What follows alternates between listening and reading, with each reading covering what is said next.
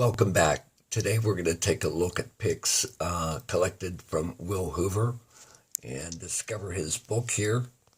This is Will Hoover's book that he wrote and published in 1995, actually published by Miller Freeman.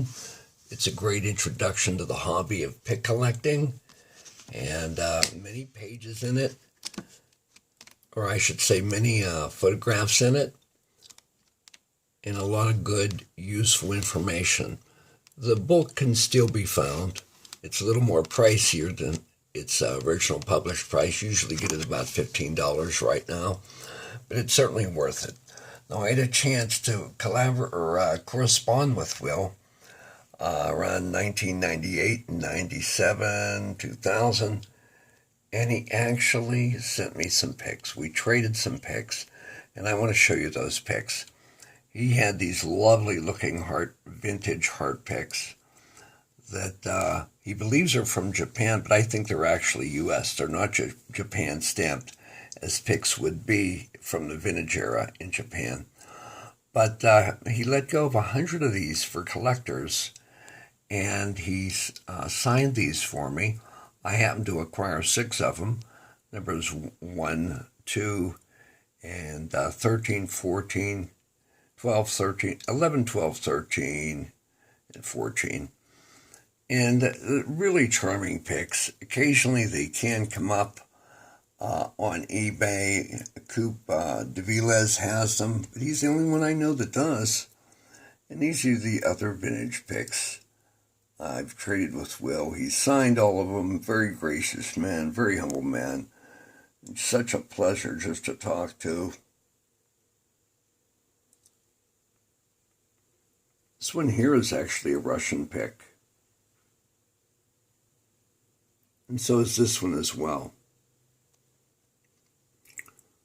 Here's a Herco. D'Andrea 347, D'Andrea 347 and a half. There's a nice 363. It's actually a 369, but that's okay. Here's a joke. Will took a piece of cardboard and got it out. It was corrugated, and he called it a corrugated plectrum. He even put a little note on the back, one of a kind pick made by Will Hoover. Now, coming up here, we have this piece of cut celluloid, sheet celluloid, from the Will Hoover collection. When he interviewed the D'Andrea family in the 90s, owner of the a company that made so many vintage picks from 1920s on, they showed him some of the old punches. This is a surfboard shape right here. And you can see in the book pics, and I'll see if I go to that page now, right there, Tony D'Andrea cutting out some of these shapes as a demonstration of his punch for Will when Will was there. Well, I happened to get a piece of the plastic that he was working with at the time, and I, of course, got that from Will. Very rare item to come across. You're just not going to find it anywhere because only Will had them. And of course, Tony did. Unknown what Tony did with those. So, and here we have some finger picks, a Bugaboo Herco, and we've got some Nick Maniloff picks, a bar, slide bar, looks like a ukulele bridge. Now we're going to go over to Will Hoover. I failed to mention at the beginning that John Pearse. That John Pearse was going to be mentioned in this video also. Well, these pictures saying those at the top row could actually be purchased today. This is the original patented studio design by John, and here's the D'Andrea 352 shape. That's the 2 shapes that he makes with his name on them. And rightly so on this, because he did get a patent on it. And there's another shape he got a patent on, and that's called the Broken Heart. Now, I normally wouldn't feature them, because you can buy them today.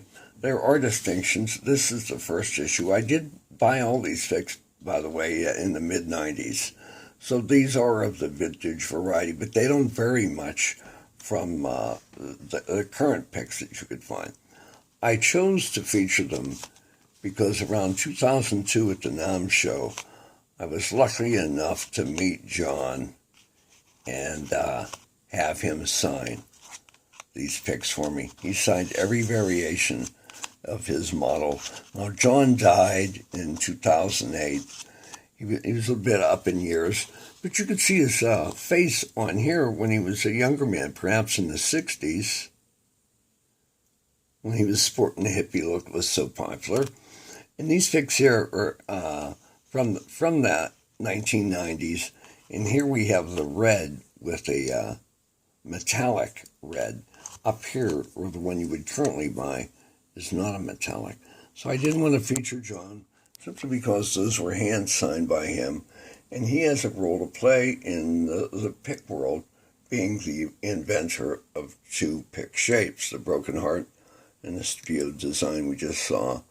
So glad you could join me for this video inventory log. Hope it wasn't too boring, but if you're into picks, it probably wasn't. I'll see you next video. Bye-bye.